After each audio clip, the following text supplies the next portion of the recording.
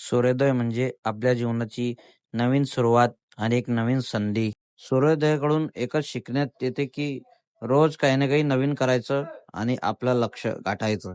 माझी बी तयारी होऊन गेली ती दुकानात जायची आणि सुगम शेतात जात होता. हे थंडीच्या गाडीचे पा कसे हाल पडतात थंडीमध्ये.